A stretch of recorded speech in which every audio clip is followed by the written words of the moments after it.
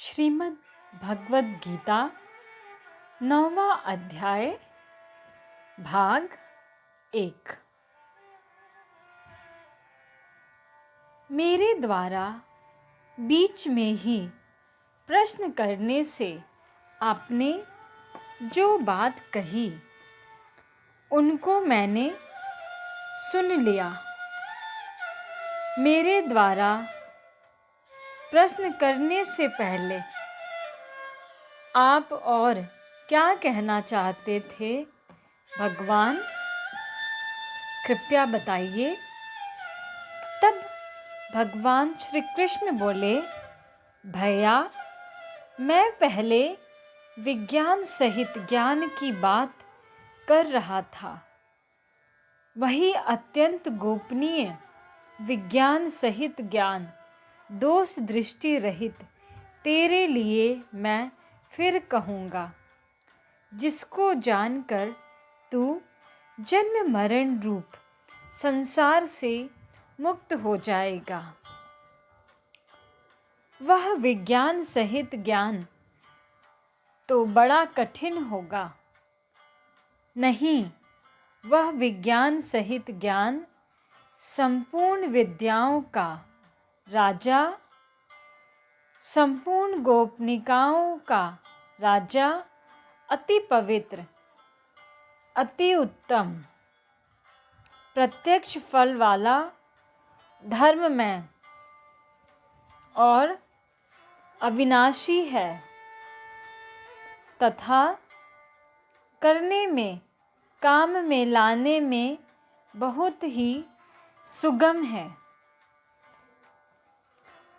ऐसी सुगम विद्या को सब के सब प्राप्त क्यों नहीं कर लेते? हे परम तप मनुष्य, इस ज्ञान विज्ञान रूप धर्म पर श्रद्धा विश्वास नहीं करते, इसलिए वे मुझे प्राप्त न होकर मौत रूपी संसार के मार्ग में लौटते रहते हैं, अर्थात बार बार जन्म लेते और मरते रहते हैं। वह ज्ञान विज्ञान रूप धर्म विद्या क्या है भगवन?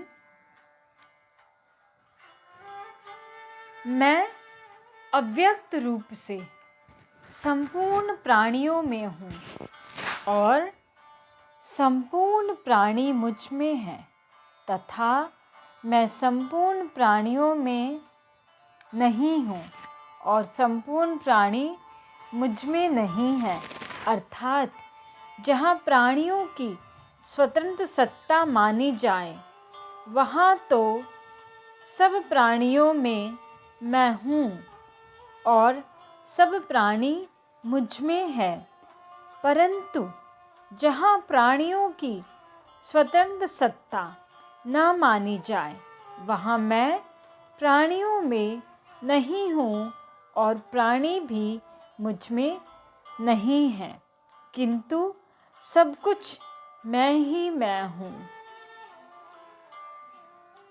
पर इस संसार का उत्पादक और आधार तो कोई होगा ही भगवन।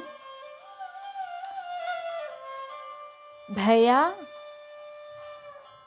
यूं तो मैं ही हूँ तो मैं ही, परंतु मेरा स्वरूप संपूर्ण प्राणियों को उत्पन्न करने वाला, सबको धारण करने वाला और उनका भरण पोषण करने वाला होता हुआ भी उन प्राणियों में स्थित नहीं है, उनसे सर्वथा निर्लिप्त है। मेरे इस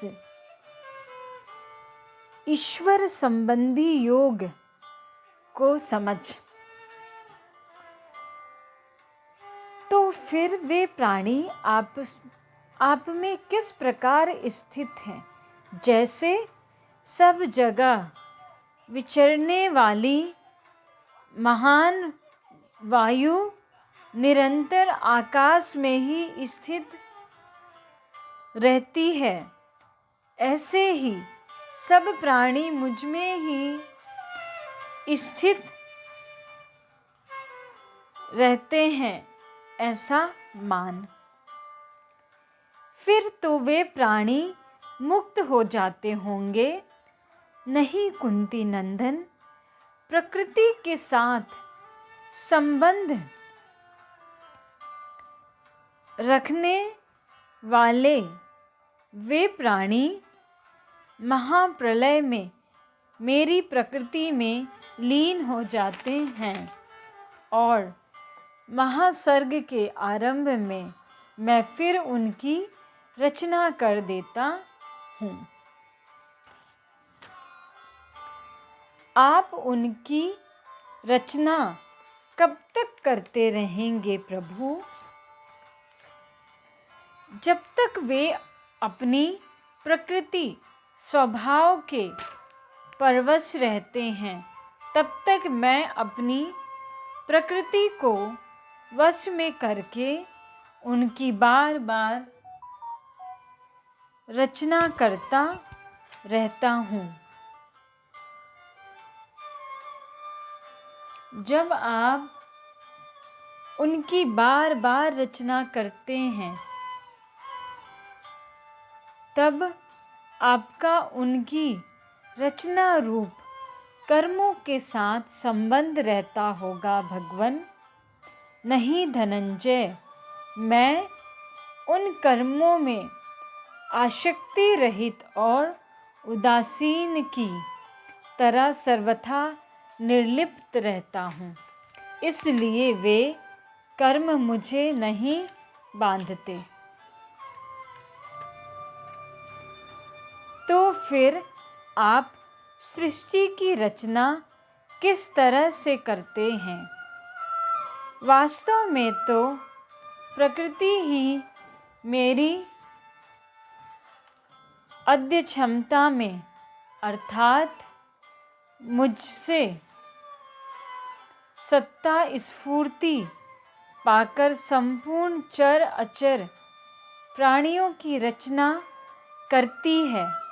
हे कौन्तेय, मेरी अध्यक्षता के कारण ही संसार में विविध परिवर्तन हो रहा है। आपकी शक्ति से ही संसार में सब कुछ हो रहा है, फिर भी सब लोग आप पर श्रद्धा क्यों नहीं करते? मूढ़ लोग मेरे संपूर्ण प्राणियों के महान ईश्वर रूप परम भाव को ना जानते हुए मुझे साधारण मनुष्य मानकर मेरी अवज्ञा करते हैं। वे मूढ़ लोग किस तरह के होते हैं भगवन? वे मूढ़ लोग आसुरी, राक्षसी और मोहिनी प्रकृति का आश्रय लेने वाले होते हैं और उनकी सब आशाएं, सब शुभ कर्म तथा सब ज्ञान व्यर्थ होते हैं, अर्थात सत्फल देने वाले नहीं होते। ओम शांति।